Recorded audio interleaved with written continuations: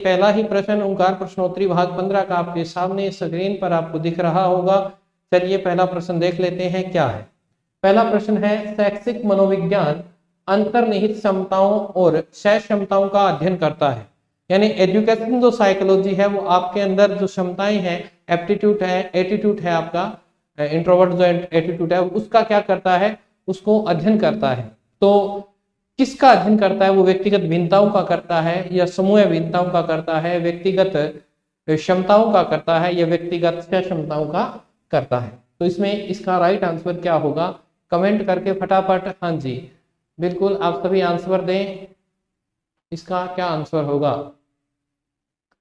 बिल्कुल जाट बीकानेर, माही मीणा, भगत सिंह, तमन्ना शर्मा, रोशनी मीणा, मील, जाट बीकानेर, लक्ष्मण, ठीक है जी सभी का हाँ जी। तो आप इसका राइट आंसर देने जा रहे हैं। तो इसका राइट आंसर क्या होगा, बिल्कुल आपने सही राइट आंसर दिया है। इसका 1 नंबर राइट आंसर होगा गुरुजी, ये लो भाई, इसका 1 नंबर राइट आंसर होगा। चलिए नेक्स्ट क्वेश्चन की ओर लेकर चलते हैं आपको। नेक्स्ट क्वेश्चन आपके सामने है, 2 नंबर क्वेश्चन है, व्यक्तिगत, थोड़ा सा दिख रहा है ना, पूरा आ रहा है ना, व्यक्तिगत भिन्नताओं,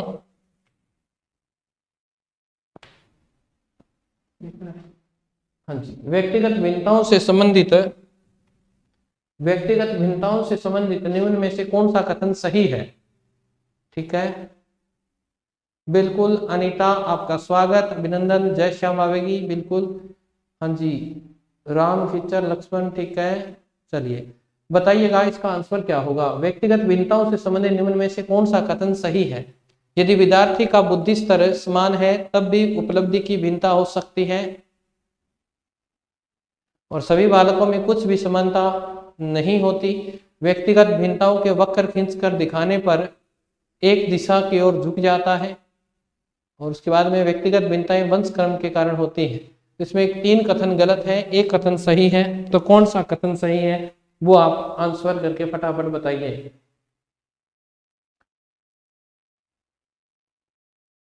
बातें न करें, पर्सनल बातें न करें।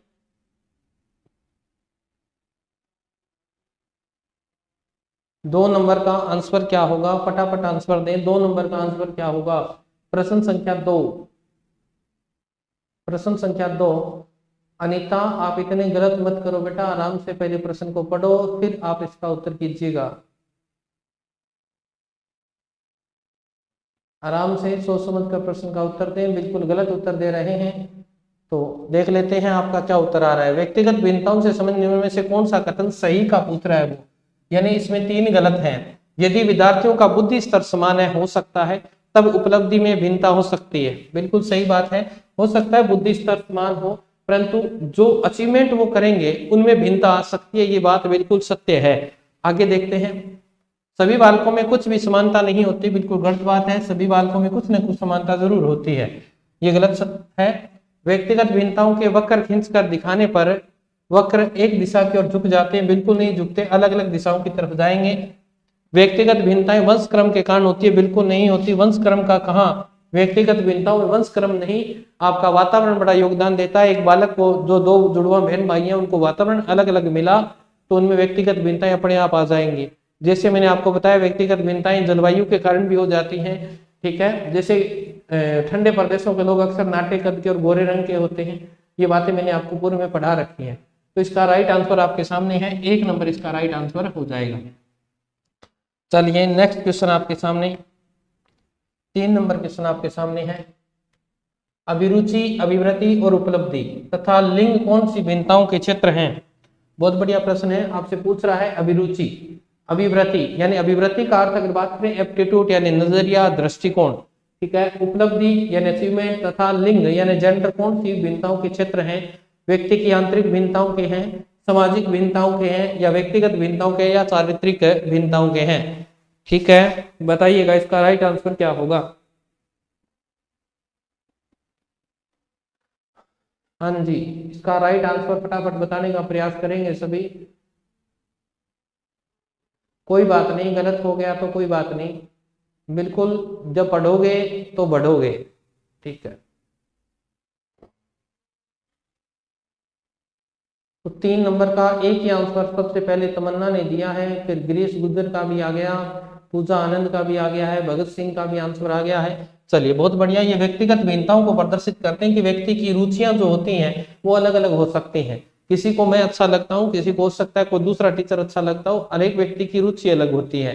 ठीक है, कोई आर्ट्स के क्षेत्र में जाता है, कोई कॉमर्स के जाता है, कोई मेडिकल नॉन मेडिकल, सबकी अभिरुचियां क्या है, अलग अलग है। कभी का नजरिया एक जैसा नहीं हो सकता। किसी को एक दृष्टिकोण में कोई व्यक्ति किसी के लिए अच्छा है तो किसी दूसरे के लिए वो बुरा भी हो सकता है। उपलब्धि अचीवमेंट जो होते हैं सब व्यक्तियों में अलग अलग होते हैं। और लिंग आपको पता ही है व्यक्तिगत भिन्नता को प्रदर्शित करता है, तो इसका 3 नंबर राइट आंसर हो जाएगा। इसका 3 नंबर राइट आंसर है। ओके चलिए नेक्स्ट क्वेश्चन आपके सामने 4 नंबर क्वेश्चन देखिएगा। व्यक्तिगत भिन्नता को निर्धारित करने में निम्न में से कौन सा जैविक कारक नहीं है? ऑप्शन दे रहा है आनुवंशिकता, जन्मजात स्वभाव, अभिभावक बालक संबंध और शारीरिक स्वास्थ्य। यहाँ से प्रश्न पूछा है उसने, व्यक्तिगत भिन्नता को निर्धारित करने वाला जेनेटिक जो प्रॉब्लम है जिसे जीनोटाइप कहा जाता है, यानी जैविक कारक की बात कर रहा है कि ये 3 तो हैं, एक नहीं है। ठीक है, ओके बताइएगा यहाँ कौन सा है।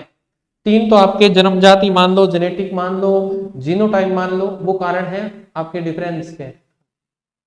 बालक किन चीजों से डिफरेंस हो सकता है तो बताइएगा। कोई बात नहीं, जाइएगा 4 नंबर का आंसर क्या है। थोड़ा सा प्रश्न को पढ़ लें, फिर उसके बाद में आंसर देना प्रारंभ करेंगे। आराम से प्रश्न को पढ़ें। देखो आनुवंशिकता बिल्कुल जन्मजात होती है, जैविक कारक है। जन्मजात स्वभाव उसने कह ही दिया, तो यहाँ से पूछ क्या रहा है, जैविक ही तो पूछ रहा है, ये भी सही हो गया। आगे देखें अभिभावक और बालक संबंध। तो अभिभावक और बालक संबंध की बात में थी तो जन्म के बाद की बात है। यहाँ जेनेटिक कहाँ हुआ? अभिभावक और बालक संबंध तो वातावरण से बनते हैं। अगर घर का वातावरण शांतिपूर्ण है तो शांतिपूर्ण संबंध बनेंगे। अगर घर में उपद्रव का वातावरण है तो उपद्रव वाले बनेंगे। तो ये तो यहाँ से तो गलत हो जाएगा। शारीरिक स्वास्थ्य, हाँ शारीरिक जो स्वास्थ्य है ये भी आपके जेनेटिक प्रॉब्लम्स में आता है, यानी जीनोटाइप में। अगर माता पिता भी, कोई माता है वो किसी रोग से ग्रस्त है तो वो कहते हैं कि वो ट्रांसफर होते हैं। जैसे HIV की बात करें तो वो माता पिता से ट्रांसफर हो जाता है, तो स्वास्थ्य भी उसका जैविक के अंतर्गत आता है। इसीलिए थोड़ा सा ध्यान रखेंगे। इसका 3 नंबर राइट आंसर है। ये वातावरणीय कारक है, बाकी सारे जेनेटिक है। ओके चलिएगा नेक्स्ट क्वेश्चन आपके सामने है 4 नंबर। व्यक्तिगत भिन्नताओं का समान करते वक्त एक शिक्षक से क्या आशा नहीं की जा सकती? बहुत बढ़िया प्रश्न है कि व्यक्तिगत भिन्नता यानी प्रत्येक बालक अलग अलग है। ठीक है, उसका सामना करते वक्त, ये सामना है, सामना यहाँ आएगा। ठीक है, सामना करते वक्त एक शिक्षक से क्या आशा की जा सकती? ठीक है, व्यक्तिगत भिन्नताओं का सामना अगर कोई बालक कर रहा है, अध्यापक कर रहा है, तो वो क्या नहीं करेगा, नहीं की जा सकती। पूछ रहा है 3 तो करेगा, 1 नहीं करेगा। योग्यता अनुसार समूह में व्यक्त करना, पाठ्यचर्या को समायोजित करना, बच्चों को स्वाध्याय के लिए छोड़ देना और शिक्षण विधियों को समायोजित करना। तो यहाँ जो नेगेटिव उत्तर होगा, ठीक है, यहाँ जो नेगेटिव उत्तर होगा वही इसका राइट आंसर होगा। तो यहाँ नेगेटिव आपको कौन सा दिख रहा है वो आप ढूंढ लीजिए इसमें से। व्यक्तिगत भिन्नताओं में आप शिक्षक बन गए हैं, बिल्कुल आपका राइट आंसर है। सबसे पहले आपने उत्तर दिया, बहुत बढ़िया। यहाँ सिर्फ एक ही बात नेगेटिवता को दर्शा रही है कि आप बालकों को खुला नहीं छोड़ सकते स्वाध्याय के लिए, बालक खुद ही पढ़े। अगर नहीं पढ़ना आता तो फिर वो स्कूल ही क्यों आते? तो आप उन्हें एक मार्गदर्शक फैसिलिटेटर की भूमिका के रूप में आप उनके पास रहेंगे, तो उन्हें हम स्वाध्याय के लिए नहीं छोड़ सकते। तो इसका 3 नंबर राइट आंसर हो जाएगा। ये काम नहीं करना है, बाकी तीनों काम हो जाएंगे। ठीक है, योग्यता के अनुसार समूह में व्यक्त करना। ठीक है, जो प्रतिभाशाली बालक है या जो तेज गति से मंद गति से सीखने, उनको एक समूह में बांट दिया जाए। पाठ्यचर्या को समायोजित करना, धीरे धीरे पाठ्यक्रम को पढ़ाना। ठीक है, और लास्ट है शिक्षण विधियों को समायोजित करना। सबको एक विधि से नहीं, सबको एक लाठी से नहीं हाँकना चाहिए। ये आपका इसका राइट आंसर हो जाएगा बेटा। नेक्स्ट क्वेश्चन देखें 6 नंबर। व्यक्तित्व व्यक्ति में उन मनोदैहिक, ये कोटेशन लिख लेना, 101% इस कोटेशन से प्रश्न आएगा। ठीक है, व्यक्तित्व यानी पर्सनैलिटी व्यक्ति में उन मनोदैहिक व्यवस्थाओं का गत्यात्मक संगठन है जो वातावरण के साथ उसके अपूर्व समायोजन को निर्धारित करता है। ये व्यक्तित्व की परिभाषा किसने दी है? और मैंने इसके सामने आपको लिख दिया 101% यहाँ से प्रश्न आएगा। तो इसके अंदर से प्रश्न बना दें, तो ये परिभाषा आपसे पूछ लें, ये प्रश्न जरूर आएगा पेपर में। तो बता दीजिए परिभाषा किसकी है? ठीक है, कुछ चीजें होती हैं कहते हैं कि सर ऑफलाइन जैसा पढ़ाओ, तो ऑफलाइन चीजें तो ऑफलाइन ही रहेंगी बेटा। अब दुनिया ऑफलाइन में जो चीजें हैं वो ऑफलाइन में मिलती हैं, ठीक है, वहां हम खुलकर पढ़ा देते हैं। यहाँ पर तो सिर्फ हम आपको ये प्रश्न ही करवा सकते हैं, तो मैटर पूरा करवा नहीं पाते हैं ना। तो ये बात आपको थोड़ी सी निगाह रखनी पड़ेगी, ध्यान में रखनी पड़ेगी। चलो कोई बात नहीं, चलिएगा। इसका राइट आंसर सबको पता है कौन सा है, ऑल पोर्ट है। इसको ऐसे याद रखना है, इसमें एक ही शब्द पकड़ लो आप, मनोदेहिक। इस शब्द को जब आप तोड़ोगे तो मन प्लस देह निकलेगा, ठीक है, देहिक निकलेगा। तो मन जो होता है ये अंतर्निहित होता है, यानी मन कहाँ होता है, आंतरिक है, ठीक है। और देह कहाँ होती है, बाहरी, बाह्य। ध्यान रखना, जो व्यक्तित्व का अध्ययन किया जाता है तो उसके विचार यानी आंतरिक और बाह्य का मतलब बाह्य स्वरूप को देखा जाए और उसके बाद में व्यक्तित्व का निर्धारण किया जाए। ऑल पार्ट देखने हैं, कोई चीज नहीं छोड़नी। तो ट्रिक बना ले, मनोदेह का मतलब ऑल पार्टों को देखना है। और ऑल पार्ट ये देखो ये रहा ऑल पार्ट है ये, और ऑल पार्ट आपको ध्यान में रखने हैं, ठीक है। तो इस तरीके से आप इस डेफिनेशन को याद रख सकते हैं। आगे देखें, वुडवर्थ ने व्यक्तित्व लक्षणों के बारे में क्या कहा है। वुडवर्थ ने व्यक्तित्व लक्षणों के बारे में क्या कहा है। व्यक्तित्व लक्षण व्यवहार है, व्यक्तित्व लक्षण हमारे व्यवहार का प्रमुख प्रकार है, व्यक्तित्व विशेषता व्यवहार की विशिष्ट भावना है। अच्छा रह गया क्या, और व्यक्तित्व लक्षण हमारे व्यवहार से संबंधित नहीं है। तो ये आपसे वुडवर्थ ने व्यक्तित्व के बारे में क्या कहा है, वो कोटेशन पूछने का प्रयास कर रहा है। सर बागड़ी में पढ़ाओ, अरे भाई बागड़ी में पढ़ाओ कि बच्चा बागड़ी क्षेत्र का कौन ही बार का भी है। तो यहाँ से आप व्यक्तित्व के बारे में आपसे वो पूछ रहे हैं, टाबरियो थाने के पढ़ावा बागड़ी में। वुडवर्थ ने व्यक्तित्व लक्षणों के बारे में क्या कहा है, देख लेते हैं। व्यक्तित्व लक्षण व्यवहार है, व्यक्तित्व कभी भी लक्षण व्यवहार नहीं होता, लक्षणों को नहीं देखा जाता, ठीक है। तो ये बात तो बिल्कुल गलत है, ये बात इन्होंने नहीं कही है। व्यक्तित्व लक्षण हमारे व्यवहार का प्रमुख प्रकार है, बिल्कुल।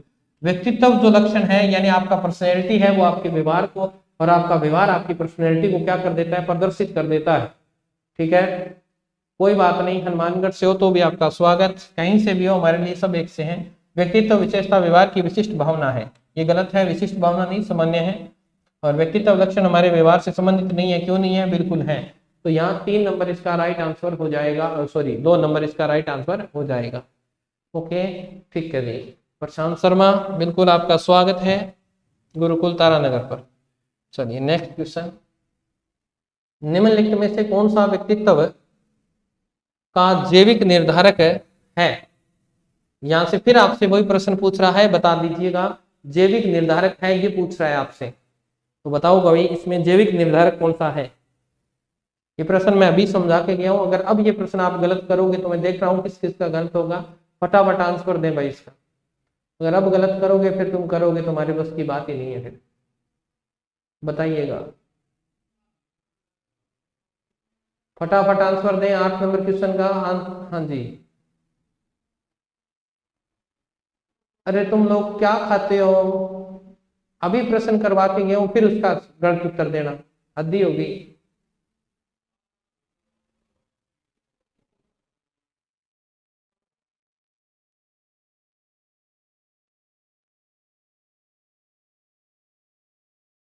बिल्कुल राइट आंसर आया है।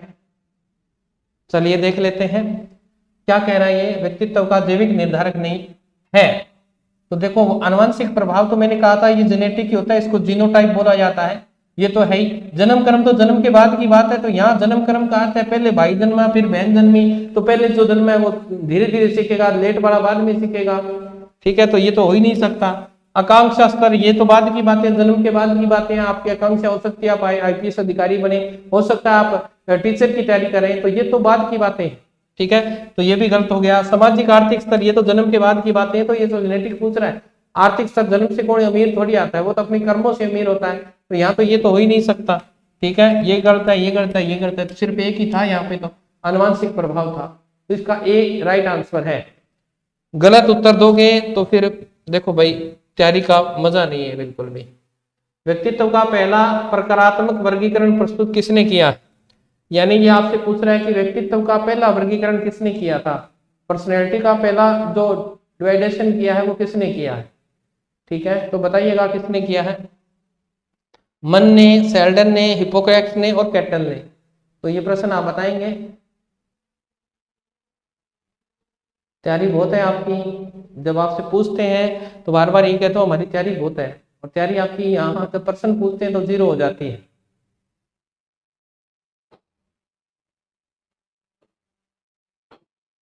बिल्कुल, ये देख लेते हैं आपका क्या आंसर आता है।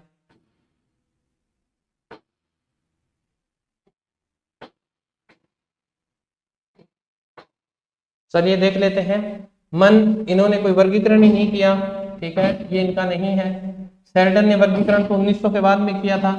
तो सबसे पहले हिप्पोक्रेट्स ने वर्गीकरण कर किया था 400 ईसा पूर्व, ठीक है, और किस आधार पे किया था? शरीर द्रव्य के आधार पे किया था।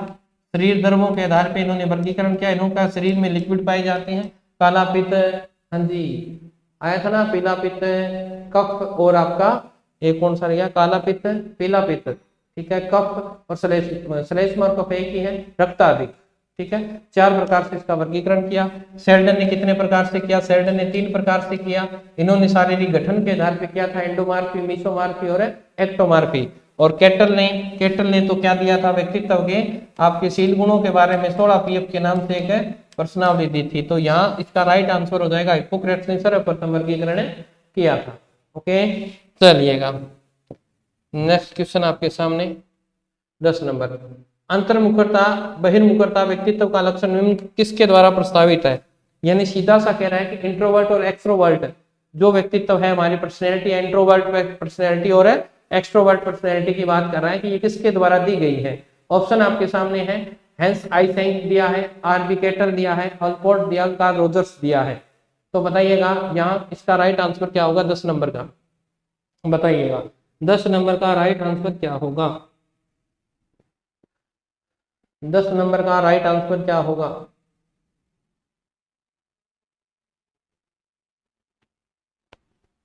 तो ध्यान रखिएगा 10 नंबर का राइट आंसर 1 होगा।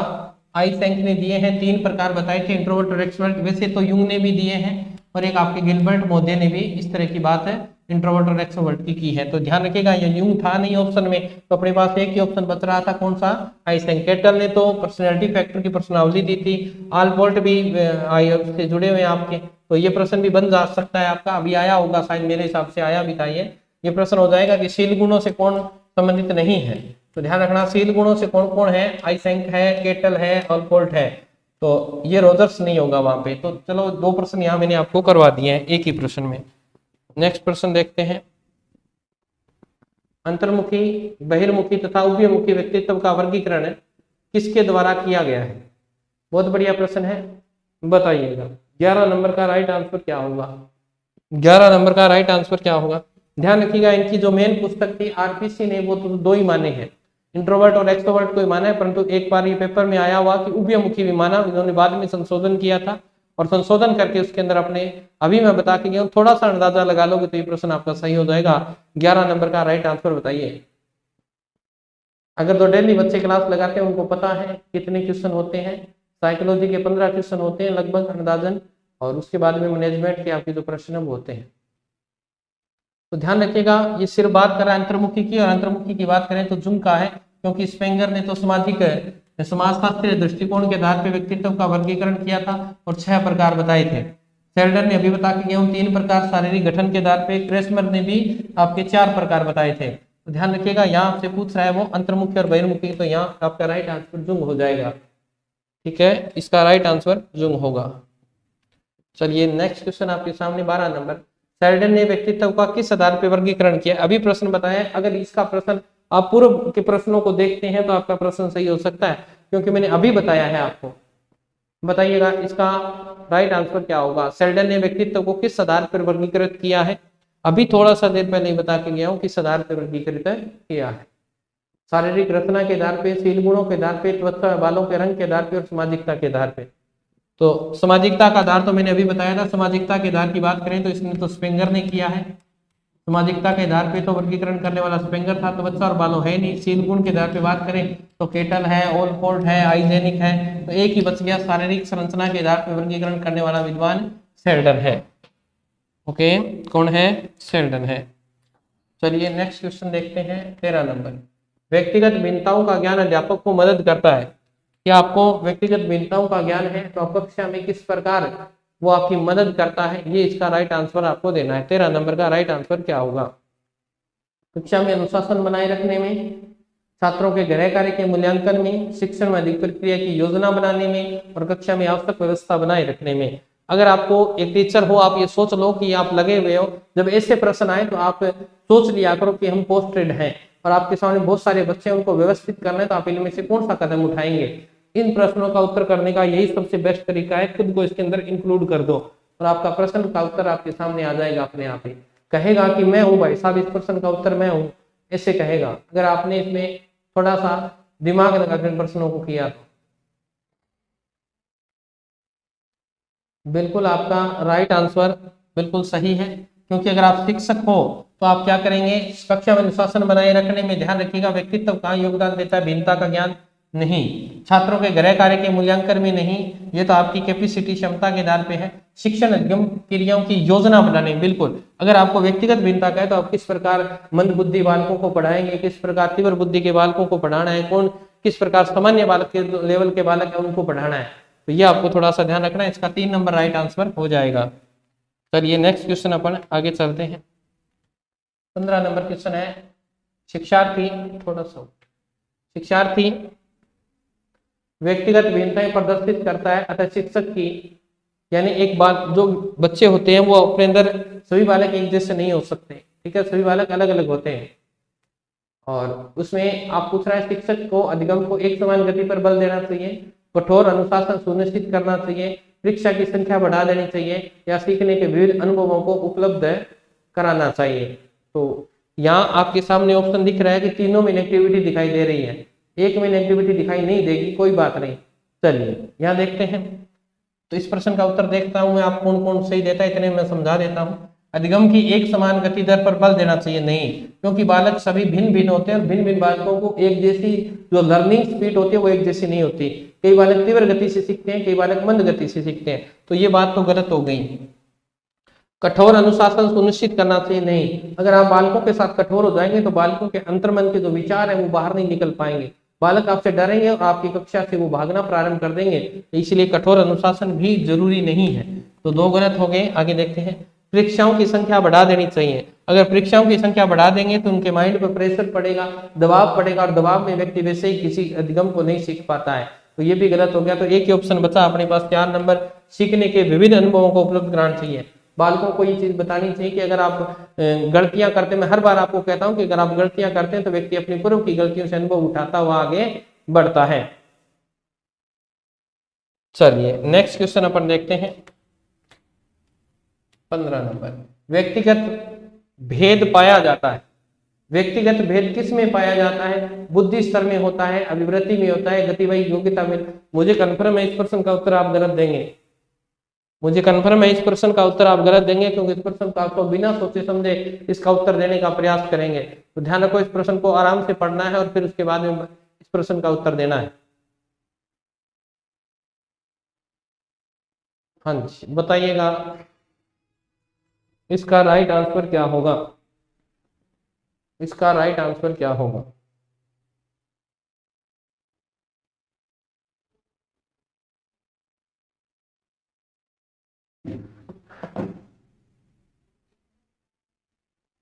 हाँ भी कोई अगर अपनी भविष्यवाणी पूछना चाहता है तो एक बालक है, ये बता रहा है कि पहले से ही कह रहा है, तो उससे आप पूछ सकते हैं आपके भविष्य के बारे में, ठीक है, एक बालक का कमेंट आ रहा है तो आप उससे भविष्य पूछ सकते हैं, क्योंकि कुछ चीजें बेटा भविष्य के गर्भ में ही अच्छी लगती हैं, पहले भविष्यवाणी नहीं करनी चाहिए, हमें हमेशा पॉजिटिव सोच के साथ चलना है, सकारात्मक सोच के साथ चलना है। बिल्कुल देख लेते हैं, बिल्कुल व्यक्तिगत भिन्नताएं किस आधार पे, बुद्धि स्तर पे हो सकती है, आपका नजरिया अलग हो सकता है, आपकी सीखने की गति जो है वो कम ज्यादा हो सकती है, तो इसका उपयोग सभी राइट आंसर हो जाएगा।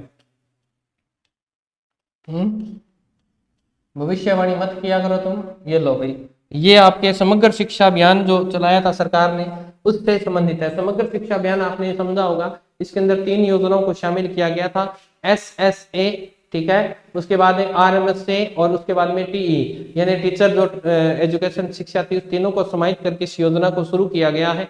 तो ये योजना कब शुरू की, आपसे एक प्रश्न ऐसा आपके पेपर में देखने को मिलेगा।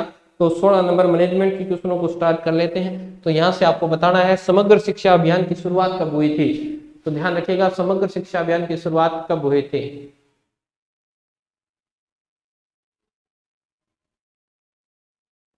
बताइएगा।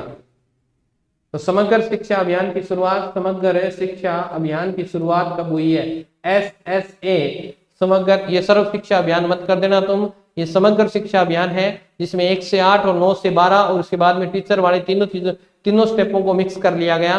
ठीक है, तो यहाँ से आपका राइट आंसर निकल के सामने आना चाहिए था, इतनी देरों में आपने उत्तर एक नहीं दिया। तो पता चलेगा आपको, समग्र का अर्थ होता है सारा। ठीक है, समग्र का अर्थ है सारा, और एजुकेशन, सारी एजुकेशन, स्कूल की एजुकेशन कब समाप्त हो जाती है? तो एक ही बात ध्यान रखना, 12वीं कब हो जाती है? 18 साल में हो जाती है, 12 और 6 18। तो ध्यान रखना 2018 में कब हुई थी? 24 मई 2018 को हुई थी। ऐसे याद रखेंगे, 24 मई 2018, 24 मई 2018। तो इसको इस चीज से जोड़ना है आपने। समग्र का अर्थ होता है सारा, और स्कूल की सारी शिक्षा कब समाप्त हुई थी? 12 और 6 18, यानी 2018 में इसको स्टार्ट किया गया, 24 मई 2018 को इसको। हाँ जी, चलिए नेक्स्ट क्वेश्चन अपन देख लेते हैं।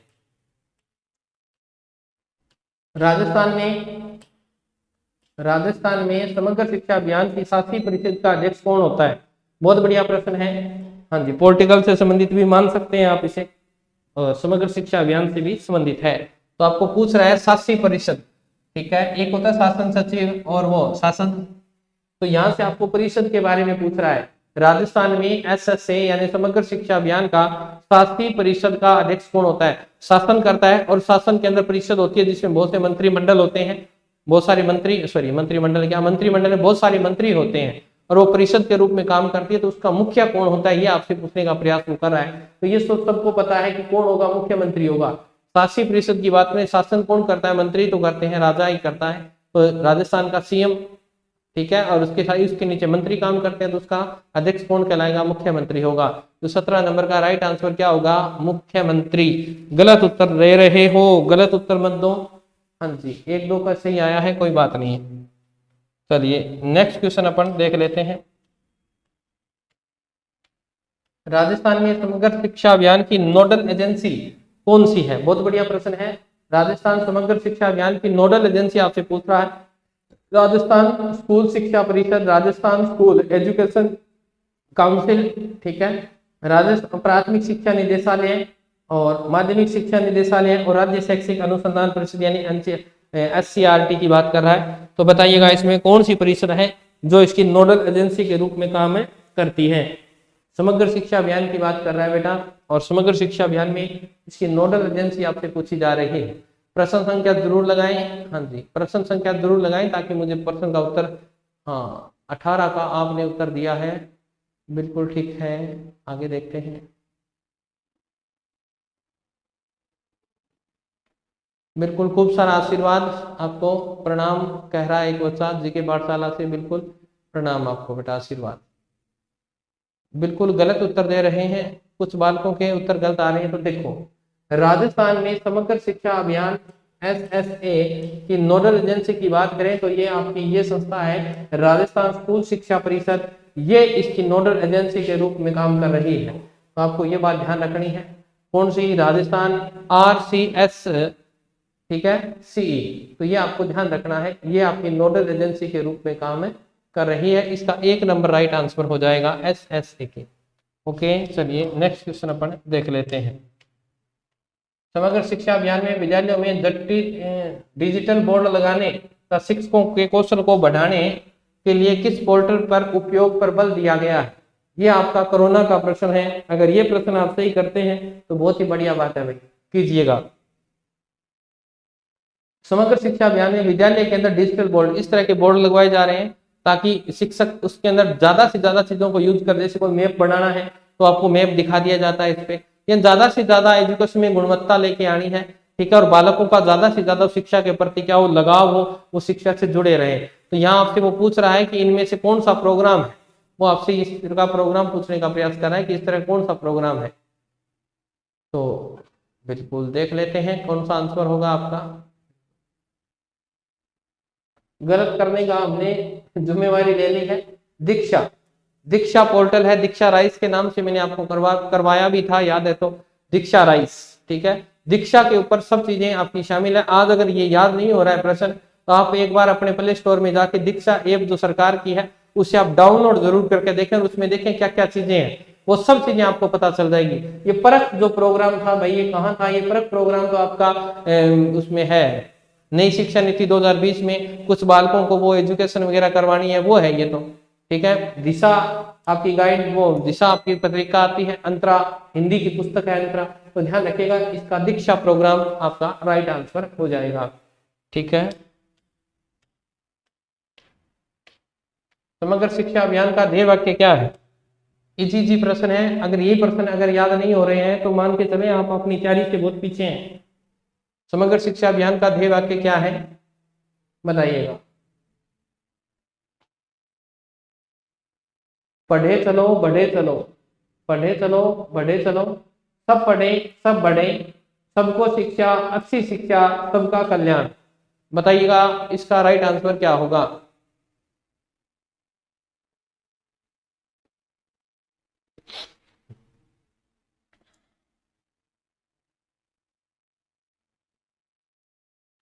बीस नंबर का पिंकी मीना ने राइट आंसर दिया है, बिल्कुल सही है भाई। सबको शिक्षा अच्छी शिक्षा, ये इसकी थीम है समग्र शिक्षा अभियान की, ठीक है। सबको शिक्षा अच्छी शिक्षा, तो आपको इस तरह भी थोड़ा सा याद करना चाहो तो देखो, समग्र शिक्षा अभियान ऐसे ही तो है ये थोड़ा सा देखो इसमें, समग्र शिक्षा अभियान, और स से बनेगा सबको, स से शिक्षा, ए से बनेगा अच्छी, तो यह तीन चीजें जुड़ रही है, तो आप ऐसे भी जोड़ सकते थे, सबको शिक्षा अच्छी शिक्षा। तो थोड़ा सा अंग्रेजी वर्डों को ध्यान रखा करो, माथापच्ची किया करो भाई प्रश्नों के साथ, ताकि ये प्रश्न याद रहे। सबको शिक्षा अच्छी शिक्षा। समग्र शिक्षा अभियान है एक केंद्र प्रवर्तित फ्लैगशिप कार्यक्रम है, राज्यों द्वारा प्रवर्तित फ्लैगशिप कार्यक्रम है, विश्व बैंक की सहायता से प्रवर्तित कार्यक्रम है, या JBIC जापान की सहायता से प्रवर्तित कार्यक्रम है। तो आपसे पूछ रहा है समग्र शिक्षा अभियान है किसका कार्यक्रम है? 21 नंबर का राइट आंसर क्या होगा? तो ध्यान रखिएगा समग्र शिक्षा अभियान है, कोई केवल राजस्थान में तो चल नहीं रहा, ये सभी भारत में चल रहा है। तो भारत में चल रहा है तो मतलब ये केंद्र सरकार की योजना तो कन्फर्म है। तो यहाँ पर देखते हैं राज्यों वाला तो ऑप्शन हो गया गलत अपना, ठीक है। विश्व बैंक की सहायता से प्रवर्तित कार्यक्रम है, नहीं, ये केंद्र सरकार इसकी भरणपूर्ति पहले ऑप्शन दिया था, केंद्र प्रवर्तित फ्लैगशिप योजना है, ठीक है। केंद्र प्रवर्तित फ्लैगशिप योजना, इसका 1 नंबर राइट आंसर होगा, बिल्कुल केंद्र सरकार का है, ठीक है। नेक्स्ट क्वेश्चन आप देख लेते हैं, आपके सामने है 22 नंबर क्वेश्चन। समग्र शिक्षा अभियान का उद्देश्य है, ये लो जी, आपका समग्र शिक्षा अभियान का उद्देश्य क्या है, ये आपसे पूछने का प्रयास ये किया गया है, ताकि आपको टॉपिक क्लियर हो जाए पूरा का पूरा।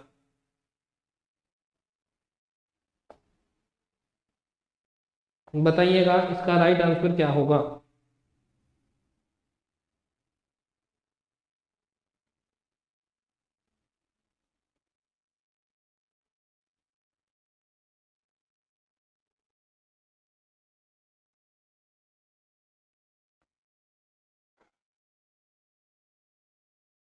इसका राइट आंसर आप भेज नहीं रहे हैं भाई, क्यों नहीं भेज रहे हो?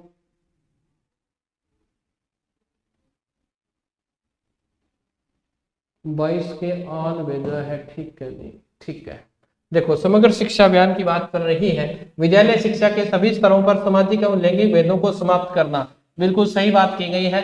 लैंगिक भेद और समाज के अंदर जो अंतर है वो सबको एक स्तर पर लाने के लिए, एक मंच प्रदान करने के लिए कार्यक्रम चलाया गया। इसमें कोई अमीर गरीब का भेदभाव नहीं है, कोई जाति का, OBC SC ST ऐसा कोई भेदभाव नहीं किया गया है।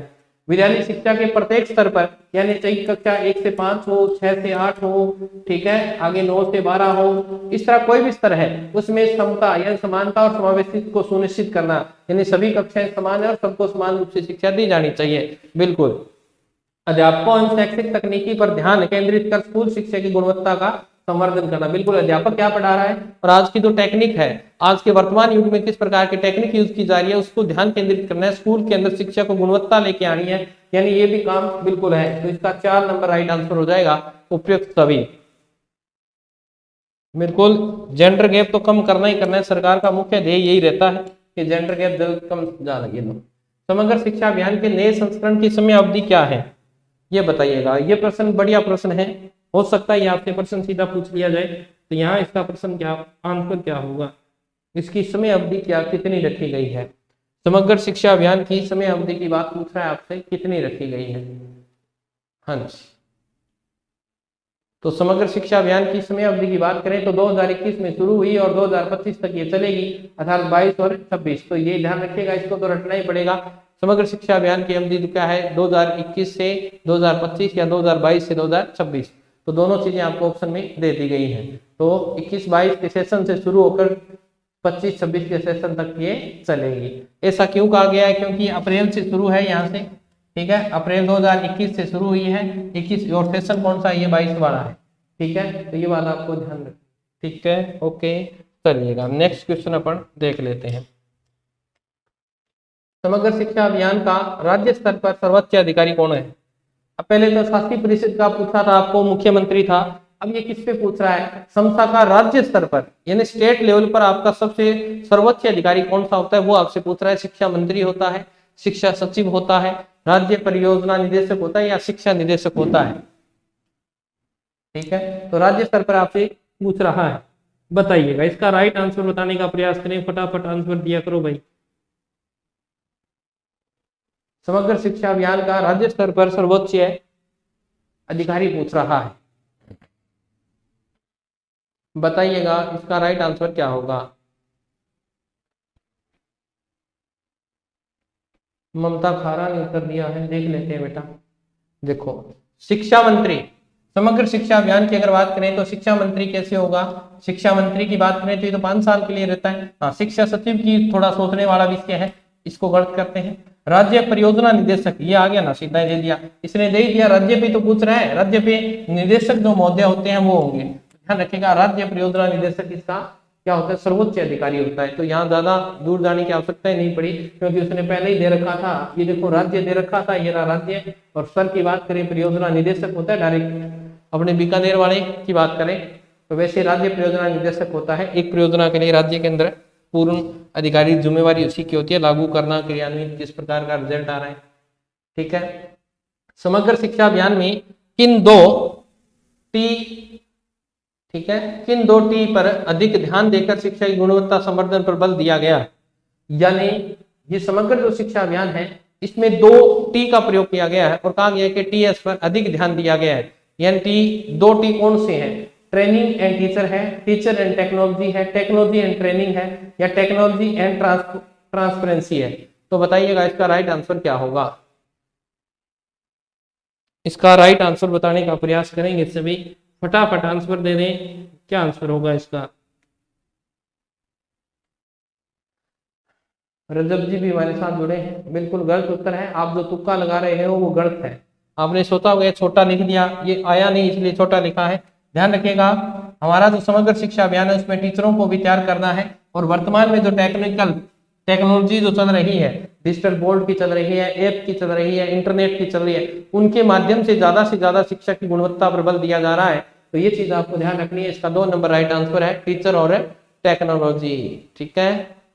टीचर और टेक्नोलॉजी, तुक्के मारने तो बंद ही कर दो तुम, ठीक है। थोड़ा सा ध्यान दे लिया करो। समग्र शिक्षा अभियान में किस पे बल दिया जा रहा है, तो ध्यान रखिएगा, टीचरों को कहा जा रहा है कि आप अधिक से अधिक कंटेंट दें। आपको डिजिटल बोर्ड की सुविधा दी जा रही है, नेट से बालक पढ़ेंगे, ठीक है, ऐप इंस्टॉल कीजिए। तो ऐप और ये टेक्नोलॉजी की बातें हैं, ठीक है। और टीचर पर ज्यादा बल दिया जा रहा है। बिल्कुल आपकी जो सोच थी वो हमने पकड़ ली थी। मुझे पता था ये प्रश्न कई बार ज्यादा होते हैं ना अनुभवी, वो इस तरह से ही करते हैं, ठीक है। समग्र शिक्षा अभियान 2.0 का प्रारंभ कब से किया गया, बताइएगा भाई, कब से किया गया है। 2.0 पूछ रहा है, न कि समग्र शिक्षा अभियान, कहीं अब 2018 मत कर देना। 2.0 पूछ रहा है आपसे। सीधी बात करें समग्र शिक्षा अभियान की तो ध्यान रखिएगा 2018 मैंने आपको बता दिया था कैसे याद करना है। और अगर 2.0 की बात कर रहा है तो फिर वो आप थोड़ा सा सोचने वाला विषय बनेगा, और वो भी नहीं बनेगा अगर आप ढंग से थोड़ा सा करोगे तो नहीं बनेगा। क्या लिख रहा है, समग्र शिक्षा अभियान 2.0 की डेट पूछ रहा है आपसे कि कब शुरू हुआ था। तो कहीं क्यों जाए हम, क्यों डरे, ठीक है, डरने की कहाँ आवश्यकता है।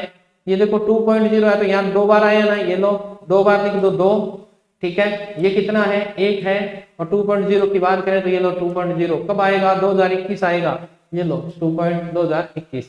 तो कैसे भी याद रखना आपकी जिम्मेवारी है। 2.0 की बात कर रहा है तो देखो 2.0, ये लो 2.0 गुरुजी, ठीक है, परंतु ये इसमें भी बनता है तो इसीलिए मैंने आपको ये करवाया है।